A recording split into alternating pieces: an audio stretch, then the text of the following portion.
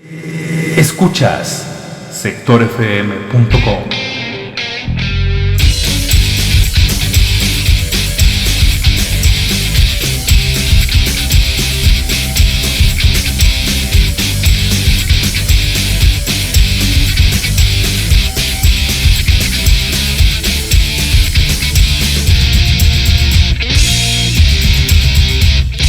...25 minutos antes de las 7 de la tarde... en sectorfm.com... el centro de la República Mexicana... para el mundo a través de www.sectorfm.com. Me da mucho gusto recibir en la línea... a los asesores legislativos... Marta Patricia Carrillo Núñez. Maestra Marta Patricia, muy buena tarde. ¿Cómo te va? Bienvenida a sectorfm.com. Hola Gerardo, muy buenas tardes, muchas gracias, qué gusto escucharnos aquí otra vez en Esfera Legislativa y saludos a la audiencia. Muchísimas gracias Marta Patricia, maestra Marta Patricia. También tengo la línea telefónica al maestro Ernesto Texcucano Hernández. Amigo mío querido, ¿cómo te va? Bienvenido a sectorfm.com. Muy bien, estimado Gerardo, muchísimas gracias. Aquí muy listos para platicar en otro lunes de Esfera Legislativa. Un saludo para ti y para toda tu audiencia. Muchas gracias, amigos dos. Vaya, hay temas importantísimos en la parte legislativa, en la vida, en el quehacer de todos los días, allá en el Parlamento, allá en el Congreso de la Unión. Antes de comenzar con lo que nos tiene que...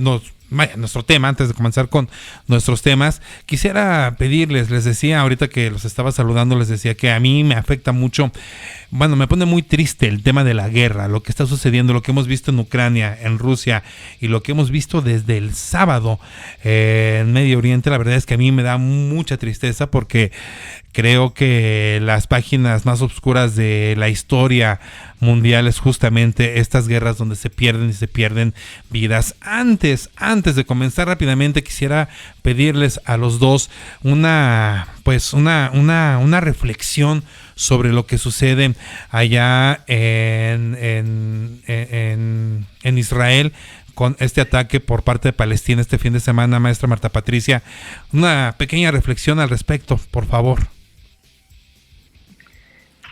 Bueno, pues aquí la verdad es que sí es muy lamentable que, nosotros lo vemos aquí en este espacio de Esfera Legislativa en donde creemos que llegar a consensos a través de documentos o del diálogo es la mejor opción, pero todavía en pleno siglo XXI pues vemos que no necesariamente hay esa apertura para el diálogo, ¿no? Y los afectados pues es la ciudadanía, es la población, son niños, mujeres, hombres que viven el día a día pues en un temor de ser atacados, y la verdad es que más allá de las ideologías que desatan estas guerras, pues las consecuencias incluso ambientales que se generan por los costos de la guerra son muy grandes, y es muy muy lamentable lo que sucede en Gaza, porque no solamente, insisto, es una falta de diálogo, sino también es parte de una cuestión que creo que podría pues resolverse de otra forma si hubiera esta apertura. Pero ¿esto a qué nos lleva? Que a veces no nos escuchamos los unos a los otros, ¿no? Solamente cada quien asume una postura y no somos capaces de escuchar lo que necesita el otro, y a veces estas guerras creo que son innecesarias desde mi punto de vista.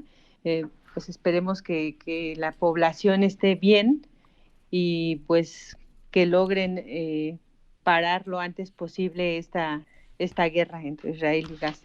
Pues ojalá que sea así, maestra Marta Patricia, maestra en Innovación Social y Economía Solidaria. Han anunciado que el respaldo de Estados Unidos, de Gran Bretaña, de Francia, de Italia, su respaldo a Israel en este conflicto, en esta guerra, que ni siquiera ya fue conflicto. De una buena vez, el presidente Netanyahu de Israel lo escaló a nivel de guerra.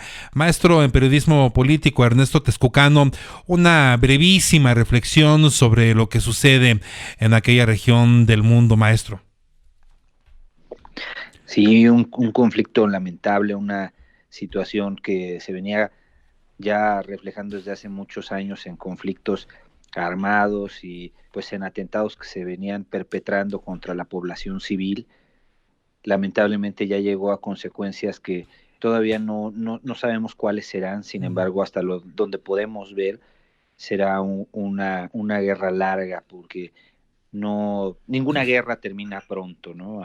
Yo quisiera como recordar algunos de los antecedentes cuando se decía que la Primera Guerra Mundial no iba a ser tan larga, ni la Segunda, y pues terminaron en ser conflictos bélicos que pues destruyeron una gran parte del territorio y mataron muchas personas, ¿no? Tristemente, un conflicto sabe cuándo se empieza, pero no cuándo termina. Y esperemos que no sea de largo alcance. Lo que pasó también en Rusia y en Ucrania, se pensaba que no iba a ser largo. Sin embargo, todavía seguimos con ese gran conflicto que parece no tener fin, y ahorita se abre otro frente. Tristemente, como bien lo menciona la maestra Marta Patricia, siguen sufriendo las personas, los grupos más vulnerables, y aquellos que ni siquiera tuvieron en algún momento una injerencia en el conflicto ya se vieron involucrados y afectados. Esperemos que concluya de manera lo antes posible y que logren un diálogo y un entendimiento que no se lleve a las armas, sino que mediante el diálogo logren atender esta situación y construir puntos de acuerdo.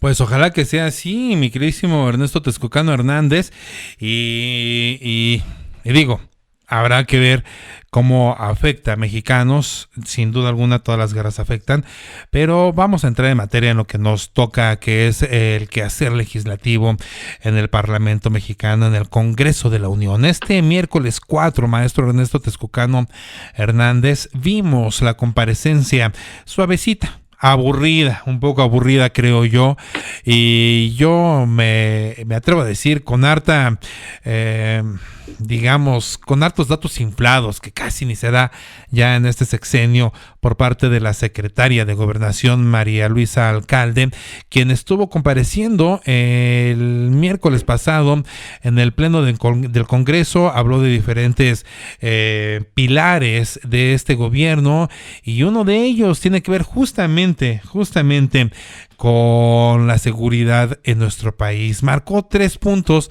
queridísimo Ernesto Texcocano Hernández, esta tarde de miércoles 4, ahí en el Congreso de la Unión, la secretaria de Gobernación, María Luisa Alcalde, Ernesto Texcocano Hernández. Sí, en días pasados habíamos tenido la esfera legislativa de la glosa del informe, y recordábamos que en muchas de las ocasiones cuando se analiza este documento que envía el Ejecutivo Federal al Congreso, se establecen algunas comparecencias, y en esta dinámica se crearon el calendario de comparecencias en donde ya se tenía planeada la participación de la Secretaría de Gobernación ante el Pleno de la Cámara. Hay que recordar que hay algunas comparecencias que se realizan en el Pleno, ya sea en Cámara de Diputados o en el Senado de la República, y otras comparecencias que se planean se realicen en comisiones. Esta en particular de la Secretaría de Gobernación, la secretaria de Gobernación, perdón, se realizó en el Pleno de la Cámara por la importancia, la relevancia y sobre todo los temas que le competen a esta secretaría, que es una de las más importantes, si no es que la más importante.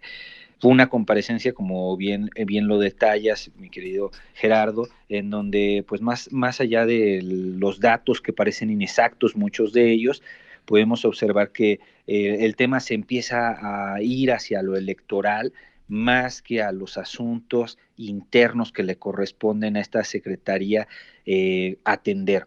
Si bien es cierto, en el primer momento en donde la secretaría hace uso de la palabra, mencionó muchísimos aspectos que podríamos ir desmenuzando cada uno de ellos con la intención de verificar cada aspecto que fue exponiendo. En este sentido, podemos observar que, por ejemplo, solamente por mencionar uno, en esa primera intervención, ella refiere que se está tratando de construir o conquistar la paz mediante 3 pilares. Y yo me voy a centrar rapidísimo en estos 3 pilares. El primero de ellos, ella refiere que se está tratando de garantizar las oportunidades, el empleo para los jóvenes. Ese es, digamos, como el primer pilar, ¿no? Que se traduciría como en un aspecto de intervención por parte del gobierno en la prevención del delito. Sin embargo, si nosotros observamos qué se ha hecho en esta administración para la prevención del delito, podemos observar que es un fondo que se le ha quitado recursos en comparación a los sexenios anteriores, y esto se va con la justificación de que se está atendiendo las causas por medio de los programas sociales, es decir, el otorgamiento de transferencias económicas directamente a los jóvenes. Ese como primer pilar, pues me parece que quedaría en duda si lo comparamos con lo que ha venido ocurriendo, porque en realidad pues hay muchos jóvenes que se empiezan a insertar en la delincuencia por la falta de oportunidades, pero estos programas sociales no han sido, vamos, no han mostrado una eficacia con respecto a ese tema. El segundo pilar que refería la Secretaría de Gobernación es la coordinación que existe entre las diferentes dependencias de seguridad, en este caso la Secretaría de Seguridad, la Defensa, la Marina y la Guardia Nacional. Y ella refiere que el presidente de la República todos los días realiza pues sí, una mesa de coordinación con estas secretarías, y esto se replica a nivel estatal, con la intención de tener una mayor coordinación para atender el tema de seguridad.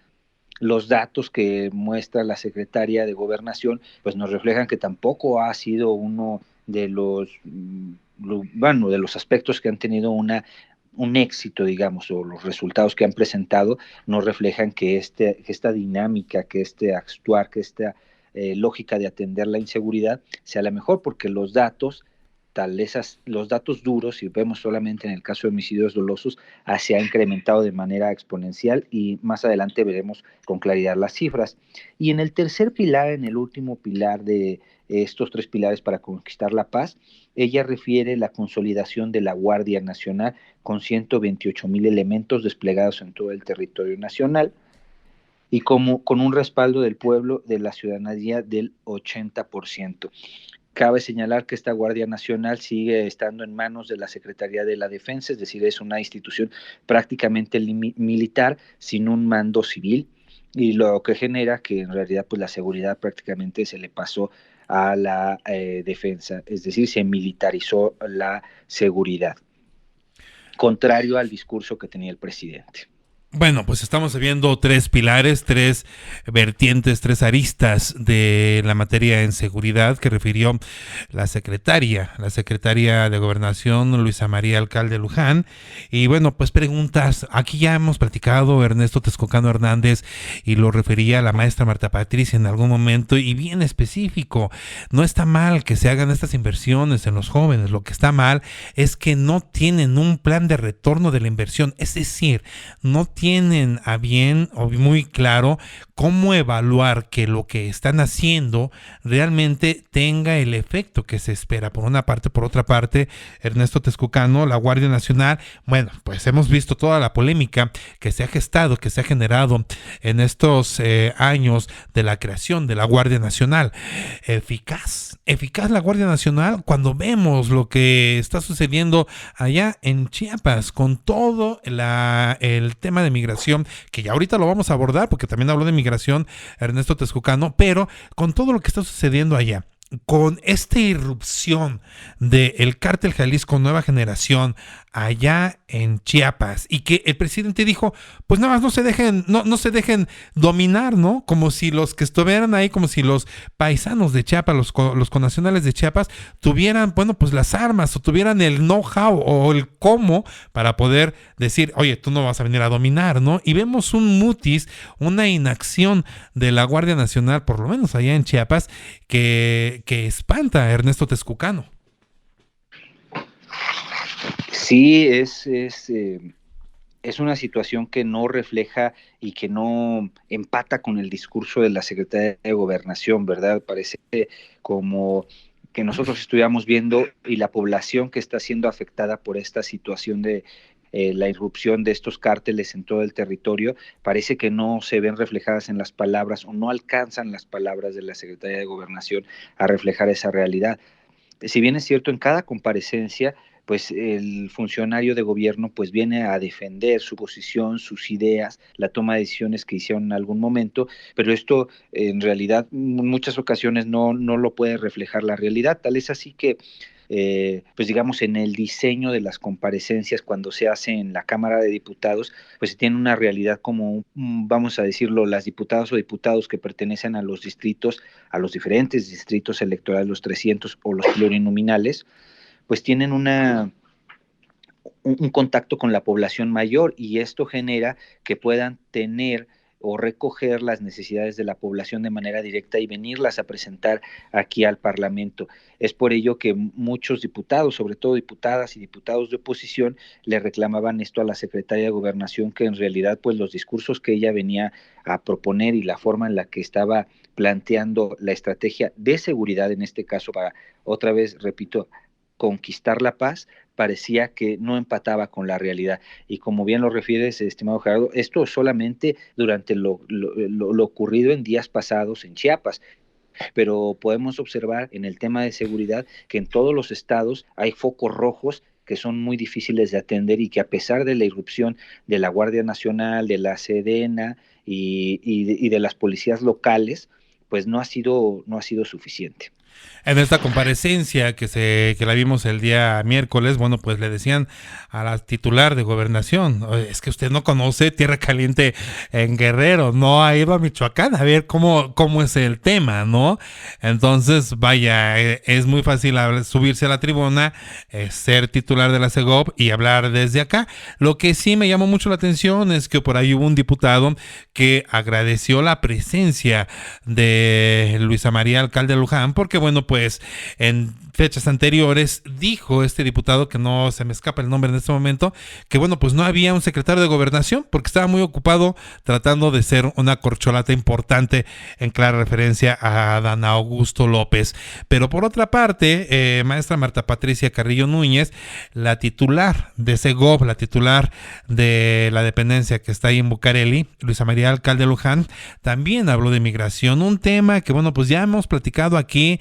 Nos has dado cuenta, has platicado con nosotros, maestra Marta Patricia, sobre cómo están los refugios allá en el norte de nuestro país, cómo es el tránsito a lo que se enfrentan los migrantes, y por lo menos en esta comparecencia que vimos el pasado miércoles, la titular de Gobernación, pues a mí me parecía que estaba hablando de otro país, porque decía que México, si bien es un país de tránsito, solamente lo calificó como un país de tránsito, pero vaya, al toparse con una negativa de Estados Unidos, al dar visas de trabajo o al mantener a los migrantes a raya, bueno, pues México, como lo comentamos en alguna ocasión, maestra, se convierte en un tercer país y se convierte en un recipiente o en un receptorio de migrantes que fluyen y fluyen y fluyen por miles todos los días en busca de un sueño americano, que la verdad, el sueño americano yo lo veo como una pesadilla. ¿Qué decir, maestra Marta Patricia Carrillo Núñez, ante este panorama que la titular de Gobernación, que la secretaria de Gobernación pintó? Yo lo creo como que muy de tonos pasteles y casi con arcoíris, maestra.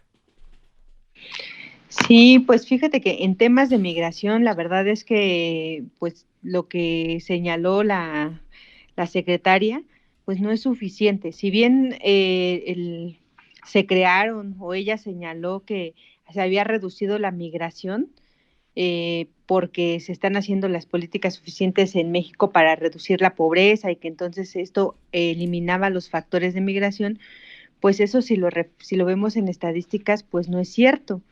¿Por qué no es cierto? Porque en los últimos años ha subido las cifras de migrantes. De hecho, México, los ciudadanos mexicanos representaron el 63% del número total de detenidos.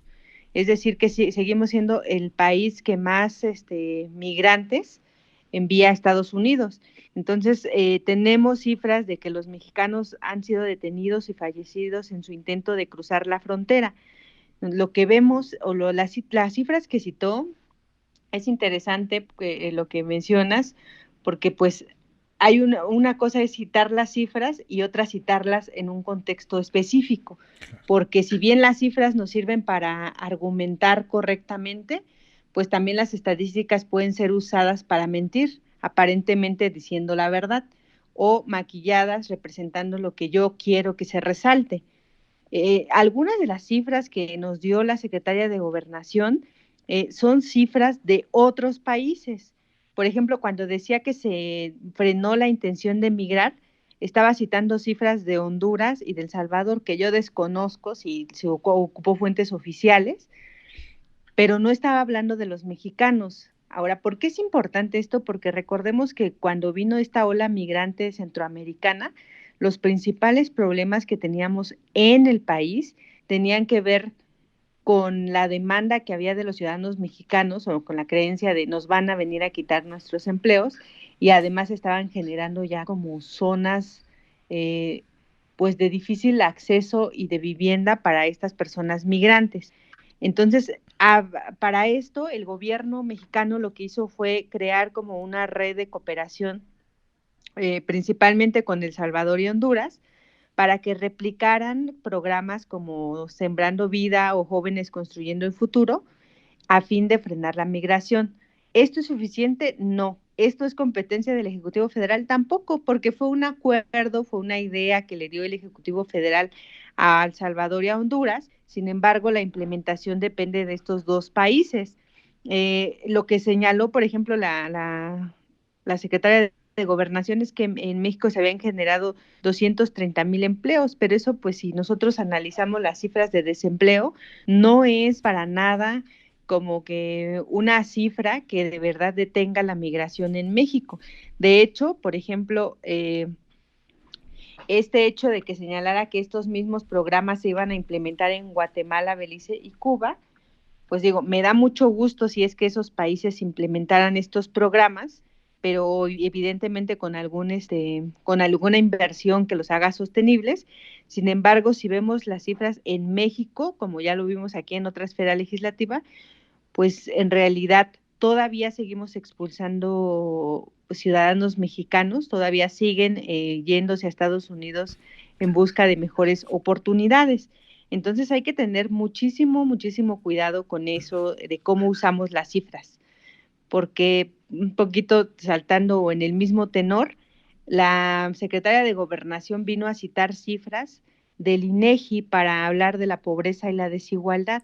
Y el INEGI es una institución que es muy seria, sí, que hace estudios de estadística y hace encuestas para que nosotros vayamos viendo cómo mejoramos, sí. Sin embargo, no es el organismo creado para medir la pobreza y la desigualdad, porque es muy complejo. Cuando nosotros queremos decir qué población está en situación de pobreza, es difícil determinarlo, porque no, si nosotros nos vamos solamente por el ingreso, eso nos muestra una partecita de las complicaciones a las que todas las personas se enfrentan, pero no toda la complejidad. En el caso de México tenemos una institución que es el Consejo Nacional de Evaluación, Coneval, que es el encargado de medir la pobreza. Este instituto es muy serio y ha hecho un gran esfuerzo por medir la pobreza con un modelo que se llama de medición multidimensional de la pobreza. ¿Por qué se llama así este modelo? Porque toma en cuenta varios factores. Por ejemplo, el acceso a servicios de salud, el acceso a educación, el acceso a seguridad social, el acceso a la vivienda, los ingresos y también la alimentación. Entonces son 6 factores que este Consejo Nacional de Evaluación toma en cuenta para determinar la calidad de vida de la población mexicana. Este consejo ha sido reconocido a nivel internacional porque es un enfoque que intenta ser integral, puede ser perfectible, pero ha sido retomado en otros países. Entonces, si nosotros vemos estas mediciones de pobreza de Coneval, lo que vemos es un poco una disonancia. Si bien es cierto que se ha avanzado en términos de ingresos, cuando lo vemos en términos globales, pues vemos que han bajado, es decir, la secretaria nos habló de que había mayores ingresos para las familias más pobres. Eso es verdad. Y sí, o sea, efectivamente, si nosotros analizamos el contexto, tiene que ver con muchos de los apoyos que se entregaron a las familias, ya sea familias, madres trabajadoras, estudiantes, jóvenes o personas adultas mayores, estos se recibieron por ingresos. Sin embargo, lo que también hemos platicado en este espacio, ¿cuál es el tema? Sí recibieron, hay 18% de las familias más pobres aumentaron sus ingresos, pero lo que no dijo, y en contraparte, es que las familias más ricas recibieron 15 veces más de lo que recibían antes. Uf. Entonces, por ejemplo, si nosotros comparamos de las familias que reciben menores ingresos, el promedio de ingresos de los que menos reciben es de 4,470 pesos al mes, más o menos. Uy. Pero el ingreso de los que más reciben son 66,899 pesos al mes. Entonces, con unas políticas como las que se crean de entregar dinero como sin tener una planeación adecuada, efectivamente estamos aumentando los ingresos de las familias más pobres, pero también los de las familias más ricas. Y entonces seguimos reproduciendo como este esquema de desigualdad, porque no hay una redistribución de acuerdo a las necesidades de la población. Entonces hay que tener cuidado en cómo se leen los resultados de los programas o de las políticas públicas que se están implementando, porque en un informe finalmente, ¿qué es lo que nosotros queremos? Pues destacar lo máximo que hizo el gobierno, y está bien, porque ha tenido aciertos, pero también tenemos que contrastarlo con los errores que se han tenido, porque solamente viendo dónde están esas áreas de oportunidad es que se puede corregir, porque si no seguimos como poniendo o echándole a un pozo sin fondo, y eso en algún momento nos va a llevar a la insostenibilidad de algunas políticas, como lo hemos platicado en este espacio. Maestra Marta Patricia Carrillo Núñez, hablaste en esta primera exposición tuya de un programa en particular. A mí me llamó mucho la atención, hasta dije, ay, en la torre, ¿en qué momento me perdí? Y lo tuve que escuchar de nueva cuenta. El programa Sembrando Vida. A mí, yo creo que es uno de los programas que este gobierno ha presumido de una manera hasta categórica, ¿no? De una manera categórica ha presumido este programa Sembrando Vida.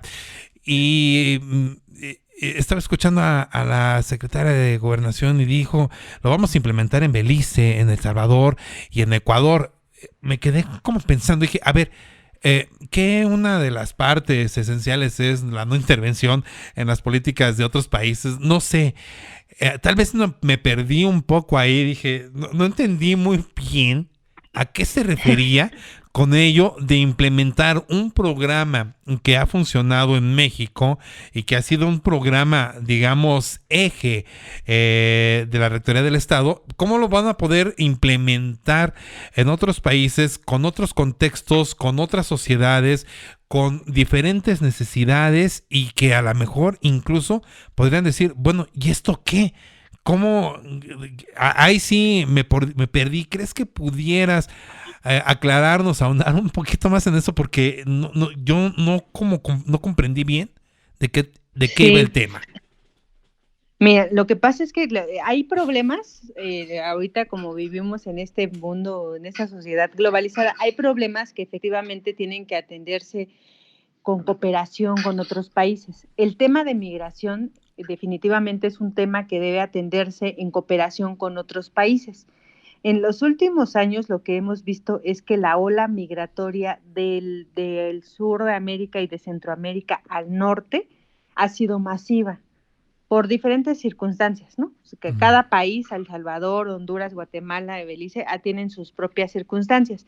Pueden ser las condiciones socioeconómicas, puede ser el contexto político que se está viviendo en el país, etcétera. Y entonces, a México, esta migración como masiva, digamos, que surge específicamente en Centroamérica, le afectó. ¿Por qué le afectó? Porque no estábamos preparados para recibir migrantes de forma masiva. De hecho, recordarán por ahí en las noticias que había muchos reporteros que entrevistaban a los migrantes para saber cómo los trataban, dónde vivían, por aquí en las calles de la ciudad o de algunas algunas entidades federativas, veíamos migrantes viviendo en las casas, los refugios no eran suficientes. Entonces, ¿qué pasó? Esta administración lo que intentó fue tratar el tema, y eso es un acierto, intentó tratar el fenómeno de manera global, es decir, a ver, qué países me están expulsando personas que yo tengo ya el problema aquí en mi país y no lo puedo parar. Ah, bueno, pues son Centroamérica, ¿no? El Salvador, Honduras, Guatemala y Belice. Okay. Entonces, ¿qué hizo? Bueno, lo que hizo el Ejecutivo es hablar con esos países y decirle, oye, necesito que me ayudes a frenar esta ola migratoria porque yo no estoy preparado. Entonces, las citas que nos dio la secretaria de Gobernación tienen que ver con que México, en un afán de cooperación, le puso como ejemplo a los demás países que estos programas en México estaban dando resultados. Y entonces les dice, bueno, están dando resultados porque reducen la pobreza, porque la gente tiene un ingreso y entonces no hay necesidad de emigrar, ¿no? Porque finalmente tanto el programa Sembrando Vida como el de Jóvenes Construyendo Futuro tienen que ver con que el Estado le da al campesino o a los jóvenes una cierta cantidad de dinero solo por su condición de agricultor o de joven, ¿no? Y entonces esta idea la da esta administración a los otros países y a estos otros países pues dice, bueno, pues si a México le ha funcionado es probable que lo implementemos. Y entonces empieza a generarse, por eso digo que hay que tener cuidado, porque de las cifras que citó la Secretaría de Gobernación, son cifras de los países como El Salvador y Honduras, no las de México.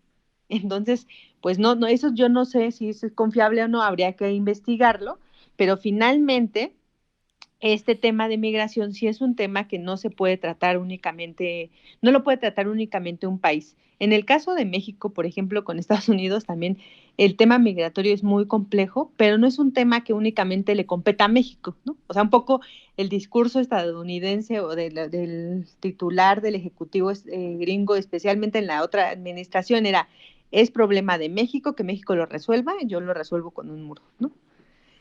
Pero así no funciona, ¿no? Porque las personas, pues, somos personas y nos movemos y finalmente hasta incluso estas formas distintas o estas formas variadas de trasladarnos nos permiten que estemos más comunicados y eso nos da ventajas y desventajas. Entonces, esas cifras que citó la Secretaría de Gobernación, insisto, eran de los países donde ya se está implementando unos programas similares a Sembrando Vida y Jóvenes Construyendo Futuro, pero no necesariamente son los resultados de los programas implementados aquí en México. El trabajo que hace Coneval es muy interesante porque Coneval hace evaluación de todos los programas del Ejecutivo Federal y entonces ahí sí nos hace evaluación de resultados y evaluación de impacto. La de impacto es un poquito más complicada porque, por ejemplo, en términos de saber si a un agricultor le sirvió o no el tema de Sembrando Vida, o de si un joven se mantuvo o no en el sistema escolar a partir de recibir la beca, pues se tiene que pasar un periodo de tiempo. Entonces hay que tener muchísimo cuidado con cómo citamos las cifras. Y siempre, o sea, es importante que todos estemos informados de que sí, INEGI es una gran fuente de información, pero esas cifras que citó la Secretaría de Gobernación son parte de la Encuesta Nacional de Gastos e Ingresos. Esta encuesta, pues se llama encuesta, las encuestas son encuestas, porque es una parte que es solamente una muestra representativa, pero no significa que esté reflejando la realidad tal cual. Nos da una aproximación a través de métodos estadísticos, pero eso no significa que sea tal cual. E insisto, siempre hay que ver las dos caras de la moneda. O sea, sí es cierto que aumentaron los ingresos de las familias más pobres, pero pues también es cierto que aumentaron los de las más ricas, ¿no? Entonces a lo mejor hay que repensar la política, cómo se está implementando para hacer ajustes que nos hagan continuar con estos programas que han mantenido sus resultados positivos, pero que nos ayuden a lograr una sociedad con menos desigualdad. Es difícil porque la ecuación no es fácil, ¿no? O sea, pero sí se puede. Entonces ahí hay que tener muchísimo cuidado con eso. No sé si resolví tu duda, No, Gerardo.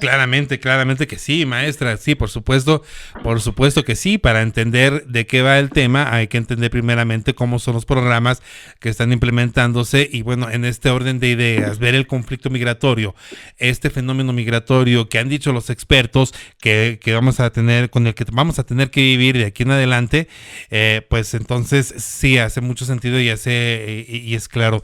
Sin embargo, bueno, pues la referencia de los datos es lo que uno dice, es lo que uno, por lo que uno podría levantar la ceja, decir, de verdad, en serio lo que me está contando. Sin embargo, bueno, pues la comparecencia está ahí para que la vean, para que la analicen ustedes, para que saquen sus propias conclusiones, porque al fin del día los que tenemos que sacar conclusiones somos nosotros, porque como refería Ernesto, parecía ya más un tema de electoral que un informe real de la situación real que se vive en México y que es competencia de la secretaria de Gobernación darla a conocer y atender. Sin embargo, bueno, pues vamos a dejar por la paz hoy a Luisa María Alcalde y la comparecencia que tuvo este pasado 4 de octubre ahí en el Congreso, para dar paso también a otro tema importantísimo que tiene que ver con que van, con que no van, maestro Ernesto Texcocano,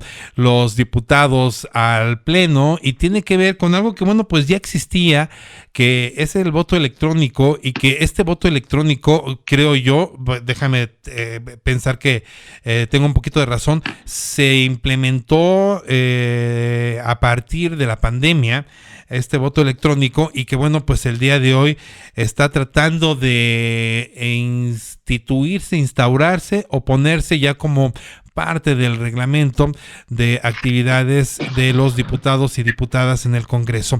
¿De qué va el tema del voto electrónico? Que bueno, pues ya lo pueden hacer, pero hoy, ¿por qué de nueva cuenta vuelve a ser este tema un tema de discusión en el Congreso de la Unión de Ernesto Texcocano Hernández? Sí, estimado Gerardo, el voto electrónico y las sesiones semipresenciales, como se les denominó, tienen su antecedente en la pandemia. Ajá. Hay que recordar que antes de la pandemia pues, todas las sesiones eran presenciales, no se tenía como, digamos, algún formato establecido para que las diputadas, diputados, senadores, senadoras y en los congresos locales participaran de manera virtual.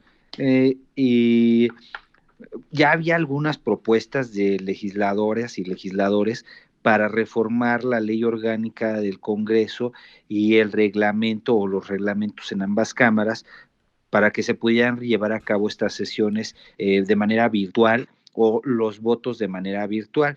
Pero el diseño como tal del Parlamento, y en el caso de nosotros es un Congreso muy similar a lo que está en Estados Unidos, nunca se pensó que tendrían que participar de manera remota, ¿no? Tal es así que pensarlo antes de la pandemia era casi un sacrilegio, ¿no? Porque digamos aquí es el lugar de encuentro, es el espacio de, vamos a decirlo, es el espacio en donde se traen las necesidades, los grandes problemas, en donde se parla para encontrar soluciones a los problemas y mediante el diálogo se construye la política, ¿no? El dirimir el conflicto. Entonces en esa dinámica pues estaba, jamás se había considerado de manera seria una situación de este tipo, pero la pandemia puso en jaque y adelantó algunos años estas discusiones y aceleró este proceso. Tal es así que se puso en marcha un reglamentillo para la contingencia sanitaria, en donde en Cámara de Diputados sobre todo, se permitió el formato de sesiones semipresenciales y votaciones de esa manera mediante un dispositivo electrónico que pues por las propias características solamente la diputada o el diputado podrían votar con este dispositivo.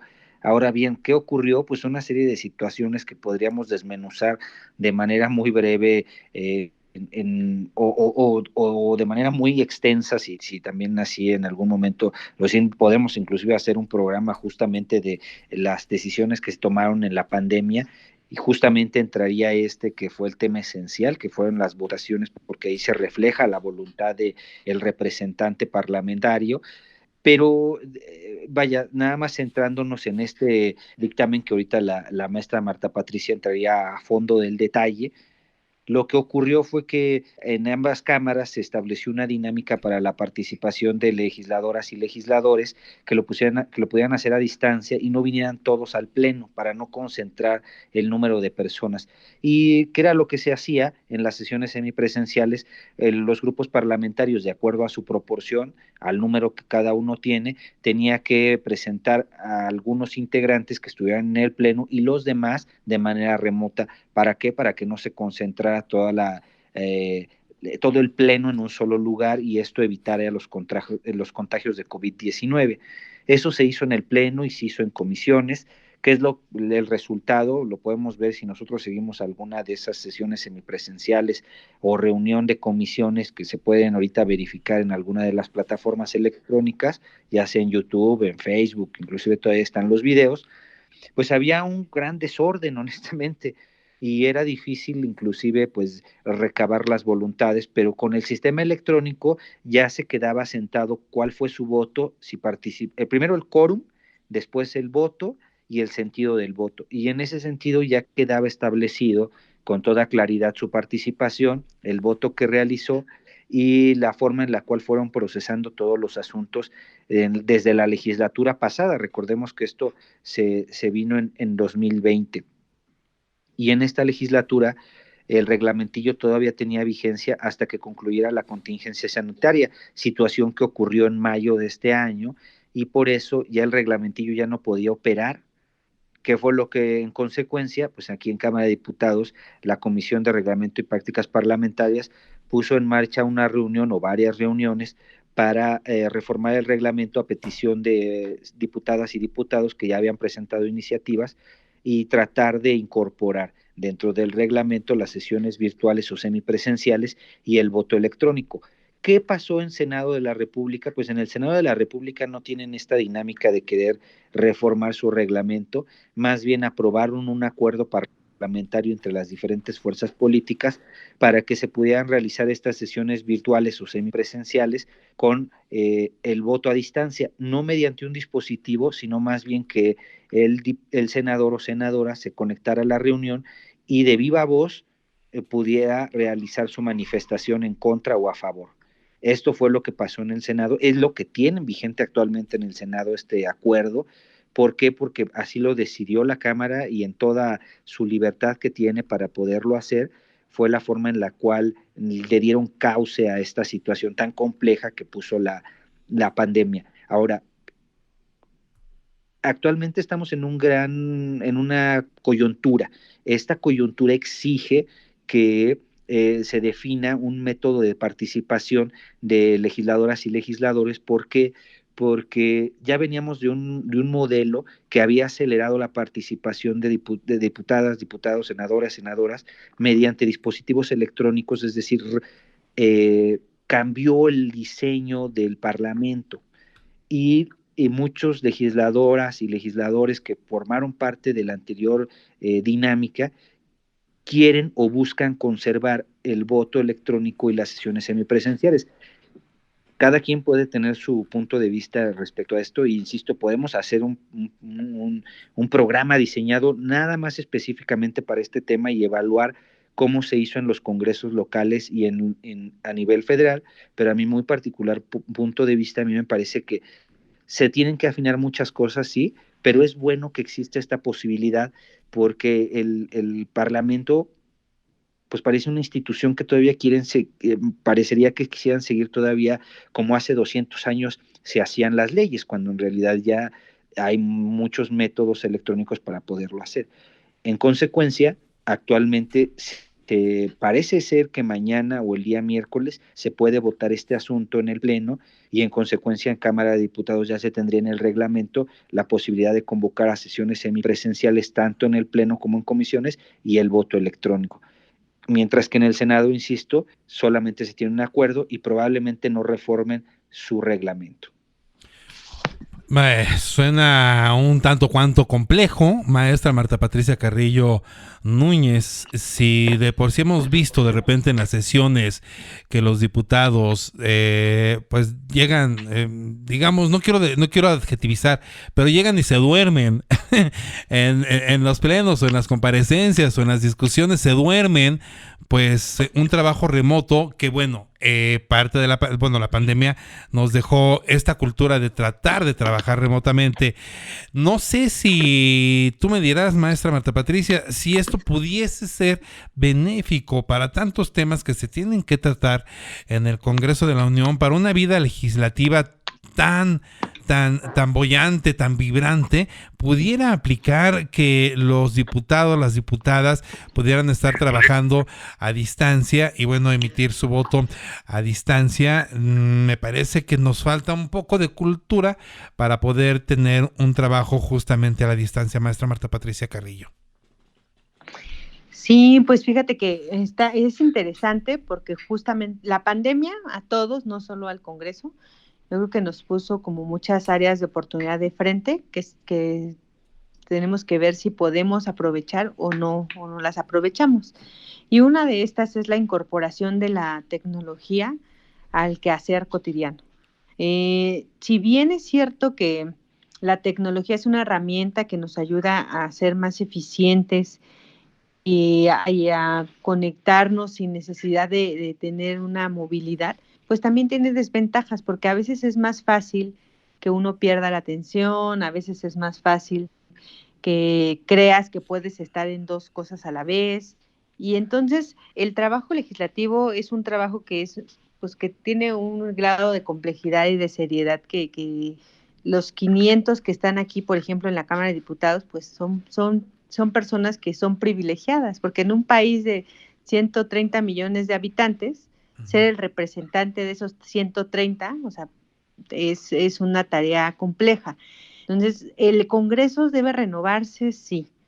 ¿Hace falta una actualización en el reglamento? Sí, porque mucho del rezago que se tiene que ver con el rezago o con que el reglamento es anacrónico.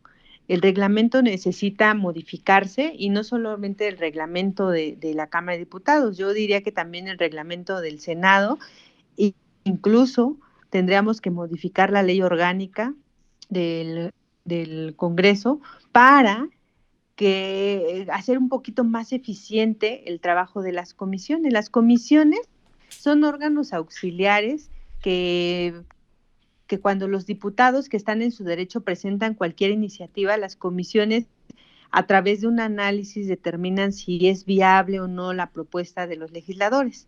Entonces, aunque en el ideal las comisiones son puramente técnicas, pues vemos en el día a día que no necesariamente es así, que hay factores que no se contemplan en las comisiones que finalmente terminan influyendo en cómo se dictamina una ley y pues eso influye o impacta. ¿Por qué debemos ser muy conscientes de esto? Porque ya lo hemos platicado muchas veces aquí en Esfera Legislativa, hacer una modificación legislativa es una tarea que te lleva muchísimo tiempo. O sea, por el proceso tan largo que hay, lleva mucho tiempo y a veces el esfuerzo que hacen tanto los legisladores como los equipos técnicos no es suficiente porque políticamente el diseño de los plenos de ambas cámaras son una especie de filtro para pasar las propuestas. Y entonces hay muchísimas propuestas que son de actualización, que son novedosas y que son necesarias, pero que no necesariamente llegan a ver la luz ni a publicarse en el Diario Oficial de la Federación. Y cuando pasamos de una legislatura a otra, tampoco hay un mecanismo de coordinación entre ambas cámaras para decir, bueno, el trabajo que ya hicieron las comisiones, que de por sí fue arduo, hay que respetarlo. Cada cámara tiene su propio reglamento y su forma de dar el tratamiento a esa información, y esto nos complica las cuestiones.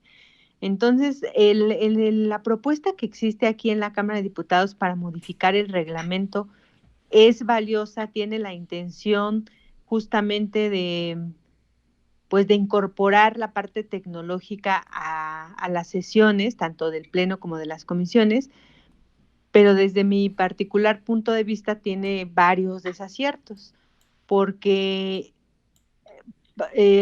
a eso a todos nos pasa, esto que le dicen la ceguera de taller. Cuando tú te metes a un tema específicamente y traes tanto el tema y quieres resolver un problema, a veces dejas de ver el todo, ¿no? Dejas de ver lo que vas a impactar. Y entonces me parece que quienes participaron en la redacción de este proyecto están viendo entre blanco y negro, es decir, está el ala de las personas que piensan que es obligación de los legisladores estar de forma presencial y deben estar presencial, y hay los otros que piensan que pueden darse como este permiso o esta licencia de tomar las sesiones a distancia. Uh-huh. Pero ver las cosas en blanco y negro, ¿a qué nos lleva?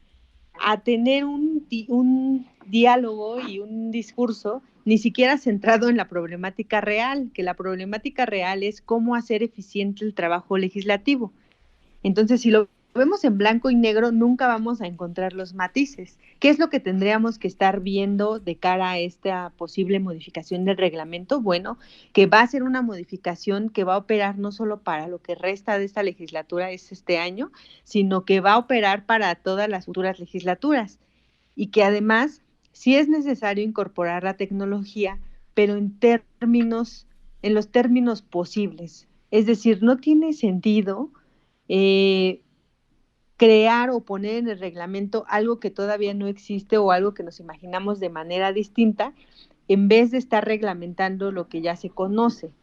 Y ese es, creo que muchas de las propuestas o de las iniciativas que presentan los legisladores a veces tienen ese error de origen, que no se conoce la materia de origen. Y entonces, aunque son buenas propuestas en intención, porque son bien intencionadas todas las propuestas que hacen los legisladores, no tienen el alcance suficiente ni el sustento jurídico suficiente para poder ver la luz en el Diario Oficial de la Federación.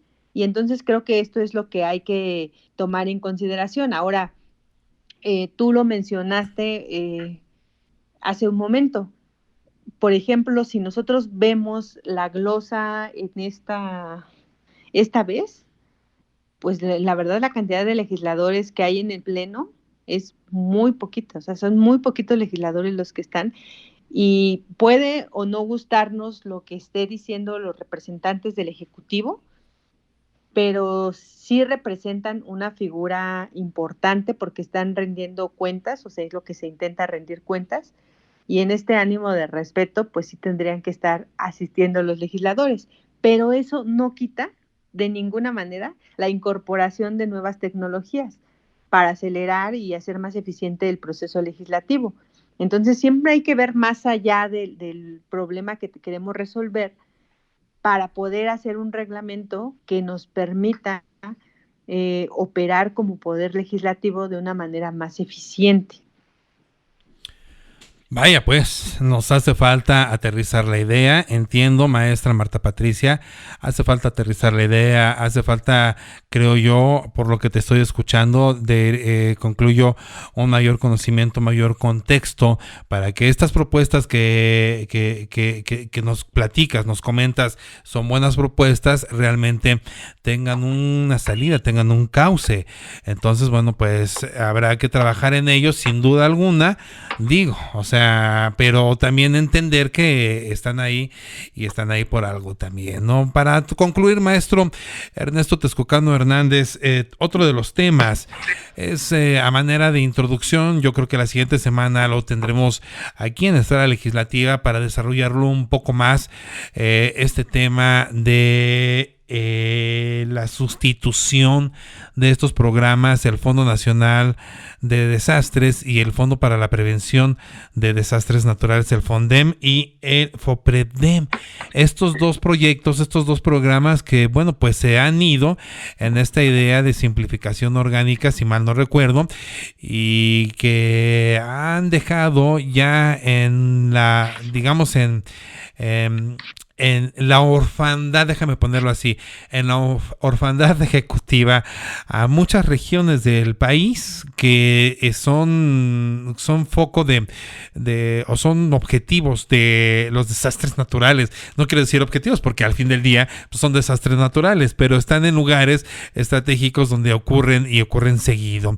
Platicábamos hoy justamente de la entrada de un frente frío por las costas de Guerrero y se esperan tremendas lluvias en diferentes partes de la República y vemos que un Fondem y un Fropedem que pues ya no están, que ya caput, se fueron, adiós, bye bye, y ahora qué manera, con qué van a salir para que entonces estas regiones que de repente tienen estos desastres naturales puedan hacer frente entonces a los desastres naturales, ayudar a la población, rehacer calles, rehacer infraestructura para que bueno pues la vida pueda continuar en lugares que a veces es bien complicado, aún con el Fondem, hoy que no tienen Fondem, es bien complicado que la vida pues se vuelva a abrir paso en una sociedad ávida de recursos y que bueno pues muchas de ellas están muy alejadas de el alcance de la visión del titular del Ejecutivo, queridísimo Ernesto Texcocano Hernández. Sí, estimado Gerardo, nada más ahí para concluir el tema anterior, venga. Sería bueno inclusive pues nada más plantearnos esta parte de hacer un programa inclusive para lo de las herencias que dejó el COVID en Cámara de Diputados y en el Senado, como fue esto del voto electrónico, ¿no? Porque sí cambió la dinámica completamente, es más, te podría decir que en toda la existencia del poder legislativo en nuestro país en estos prácticamente 200 años, no se había, 200 años prácticamente, no se había tenido, bueno, más bien no se había presentado una oportunidad para cambiar la forma de participación y de votación, y la pandemia trajo como consecuencia esto, ¿no? Entonces igual y podríamos anotarnos por ahí un programita de esto, y entrando en materia alguna, de... Claro que sí. Sí, totalmente, sí. Creo que vendría muy bien. Y ya entrando en materia prácticamente para ya concluir el programa respecto a lo que estábamos platicando de la extinción del Fondem, recordarás como parte de una reforma que se presentó en el 2020 para la extinción de 109 fideicomisos, y después en noviembre de ese mismo año la extinción de otros 44, es decir, estamos hablando de unos 153 fideicomisos que se han desaparecido. Dentro de estos que se desaparecieron fue el Fondem, ¿no? Recordar que el presidente en esta narrativa de eficientar los recursos económicos, la transparencia y la honradez, pues se les vino bien de desaparecer todos estos fideicomisos y entre ellos la atención a desastres. Veníamos de un formato de atención de desastres de finales del siglo pasado, en donde se fue afinando una ley de protección civil y se creó este fideicomiso justamente para ser reactivo, es decir, se presentaba una emergencia de riesgo y de desastre y se activaba el Fondem y se liberaban fondos y recursos económicos para atender las áreas necesarias y en consecuencia varias secretarías de nivel federal participaban para la atención de desastres, inclusive se ponía en marcha el plan de N3, que es este plan para atender a las poblaciones damnificadas, en fin. Y bueno, en síntesis, la desaparición del Fondem y del FOPRENDEN trajo como consecuencia que solamente se establecía un transitorio para la conclusión de actividades de este fondo. ¿Cuál es uno de los grandes problemas que ha dejado este hueco del Fondem? Pues que la atención a los desastres es actualmente un enorme reto para la federación, para los estados y para los municipios. ¿Por qué? Porque ya se venía afinando este fideicomiso con la intención de irlo adaptando a las circunstancias y las experiencias que se fueron adquiriendo a través de los años. En consecuencia, pues digamos, el Fondem ya era como un instrumento financiero que iba adquiriendo experiencias, iba tomando recursos y los iba aplicando de manera en la forma en la que se requerían o se necesitaban. Cuando se desaparece en el 2020, porque así lo decidió la mayoría y el Ejecutivo Federal, pues se queda ahí ese hueco que, digamos, no se sabe cómo atender, y aún a pesar de eso se le siguió dotando de recursos para la atención. El martes 3 de octubre, el Ejecutivo Federal, en este contexto, el Ejecutivo Federal presentó una iniciativa el martes 3 de octubre que pasó como desapercibida, digamos, porque se tenía ahí agendadas algunas actividades, y esta iniciativa es la Ley General de Protección Civil y Gestión de Riesgo y Desastres. Esta iniciativa lo que busca en términos generales, pues es que los estados y los municipios participen en la prevención, pero también en la aplicación de recursos económicos para la atención de desastres. Este va a ser un enorme reto para los estados y los municipios, y inclusive dentro de esta pieza legislativa, en el artículo 19, se establece con toda claridad que será obligación de los estados y los municipios contratar seguros para la atención de desastres naturales. Es decir, se le está pasando que era una función que hacía la federación, a los estados y a los municipios para que se vean obligados a contratar un seguro de estos. Parecería como algo un poco complejo, porque hay estados y hay municipios que de plano no recaudan nada, y que tú imagínate que te digan de buenas a primeras, bueno, ahora vas a tener que contratar un seguro por si te llega un riesgo y esto se convierte en un desastre, ¿no? Hay municipios en donde definitivamente la cantidad de recursos económicos que recaudan son bajísimos. Tendrían prácticamente que generar un nuevo impuesto dirigido únicamente para la contratación de ese seguro, y eso es muy complejo porque las aseguradoras miden el nivel de riesgo de acuerdo a muchísimas circunstancias, el número de población, la cantidad de, riesgos que se pueden presentar.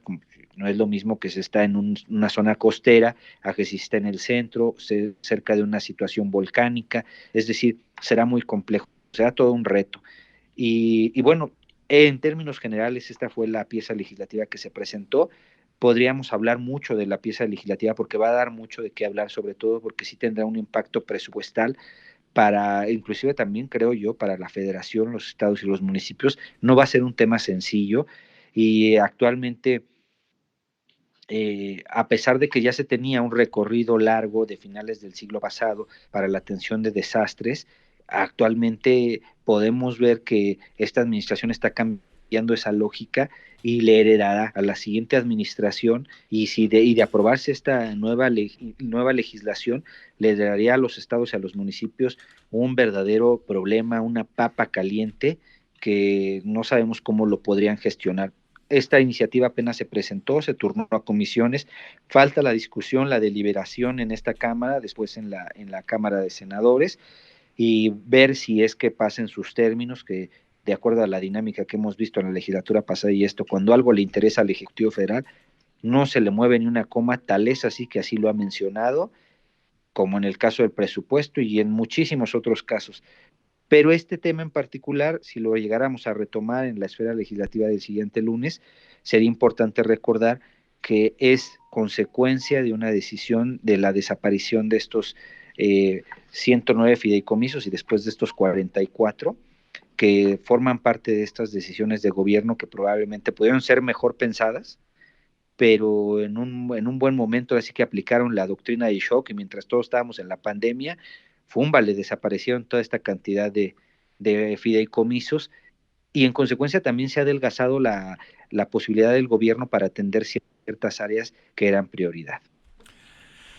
Pues vaya que sí hay que platicarlo en una siguiente esfera legislativa, porque bueno, pues entonces habrá que ver algunas particularidades, qué estados o qué municipios no podrían tener un acceso a recursos para contratar un seguro que seguramente, bueno, pues no será un seguro de coche, seguramente que no, será un seguro sumamente caro, que lleve, pues no sé cuánto tendrán estimado, algún porcentaje del ingreso de algún municipio, que en muchas ocasiones, bueno, pues depende evidentemente de recursos federales. Estaría muy interesante aterrizarlo y saber cuáles serían los municipios más pobres, para saber si ellos pudieran o no contratar un seguro de esta índole, y entonces, en todo caso, en caso contrario, estarían en el total desamparo. Maestra Marta Patricia Carrillo Núñez, ¿cómo cierras esta esfera legislativa?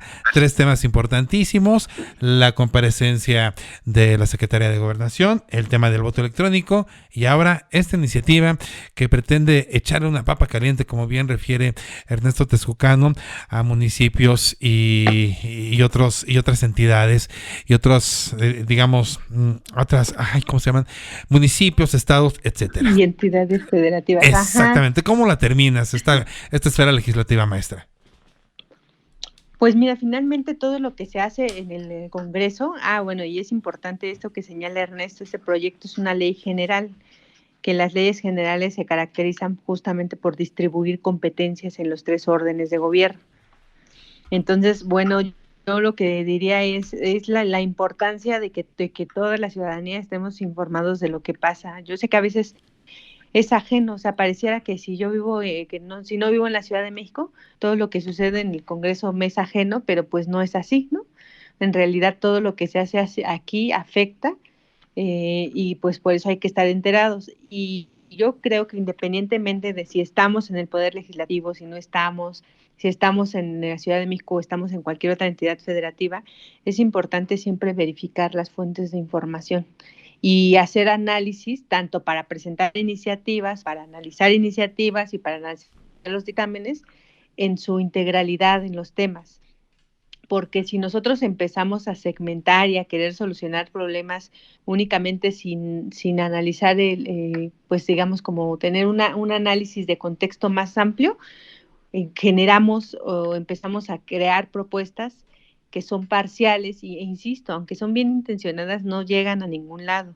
Entonces es importante ahí pues llamar a los legisladores a que no se vayan con la finta de que su productividad se mide por el número de iniciativas. Eso solamente para las consultoras, pero quien está dentro de la vida parlamentaria sabe que esas mediciones son absurdas, que en realidad la productividad no se mide por eso, sino en realidad por algún tema, porque puede ser algún tema pequeño, puede ser una ley completa, pero si el impacto es mayor, pues esa es la productividad. Entonces, no vale pues dentro del mundo legislativo vale más una iniciativa presentada con conocimiento a 15 que van a llegar a comisiones y que te van a desechar, ¿no? Claro. Entonces yo les llamaría que ahora justo en este proceso de cara al 2024 en la reelección, pues que los legisladores decidan qué temas son los que más les gusten y que se empiecen todavía a especializar más de lo que ya están especializados en los temas que les correspondan para generar cambios en favor de la ciudadanía. Y a la ciudadanía, pues, informarse más sobre lo que está pasando, porque hay veces que a lo mejor hasta alguien que es ajeno al poder legislativo tiene una gran idea, pero no sabe cómo transformarla en un proyecto de ley, y pues para eso están los equipos de los legisladores y los propios legisladores, para escuchar y convertir esas demandas en ley, aunque, ojo, no todas las demandas son ley, muchas son políticas públicas, entonces hay que hacer esa distinción. Y pues yo cerraría con eso y a ver qué siguen en la próxima semana. Eso son semanas pesadas por la glosa, y otras circunstancias que está viviendo el Congreso en general. Muchísimas gracias, Gerardo. Maestra Marta Patricia, maestra en Innovación Social y Economía Solidaria, mil gracias por estar acá. Y sí, efectivamente, bueno, pues serán semanas intensas, justamente por lo que dices, la glosa del informe. Hoy ya no nos alcanzó el tiempo, pero bueno, pues hoy el titular de Pemex estuvo en comisiones haciendo lo correspondiente, haciendo su comparecencia. Y bueno, si nos da tiempo la siguiente semana podremos platicar. En vía de mientras, agradecerte, maestra Marta Patricia Carrillo, por estas observaciones, estos apuntes y estas directrices que evidentemente, bueno, pues nos marcan y nos dicen hacia dónde voltear, hacia dónde ver y de dónde poder informarnos. En vía de mientras, gracias, maestra, y que pases buenas noches. Maestro Ernesto Texucano Hernández, pues mil gracias por estar acá, gracias por las reflexiones, por la información, por estas pues por decirnos qué está sucediendo ahí en el Congreso de la Unión. Gracias a los dos y que tengan los dos extraordinaria noche. Muchas gracias, estimado Gerardo. Un gustazo estar aquí contigo. Ya nos veremos en las siguientes esferas legislativas. Que así sea, amigo. Muy buenas noches, maestra. Gracias, buenas noches y a la audiencia a todos. Muchas gracias. Buenas noches, maestro Ernesto Texcocano. Hasta la próxima semana. Nos vemos. Un saludo para ti y para todo tu audiencia. Gracias, no me cuelguen, aguántenme tantito. Son las 7 de la tarde, ya con 43 minutos en la capital de la República Mexicana. Sin duda, interesantísimos estos temas. En un ratito más les voy a poner el esfera legislativa de la semana pasada, que ya casi lo tengo listo. De hecho, ya está en iVoox el podcast de la semana pasada. Al ratito, en el transcurso de esta noche, se los voy a poner ya en redes sociales para que lo puedan escuchar, reescuchar cuantas veces ustedes quieran. En sectorfm.com es momento para Master Mix. Más de una hora de música mezclada con lo más in de las esencias bailables. Master Mix. Viernes y sábado, 8 de la noche. Master Mix. En sectorfm.com. Sectorfm.com. En sus propias palabras. Es rock. De la A a la Z. Es sectorfm.com.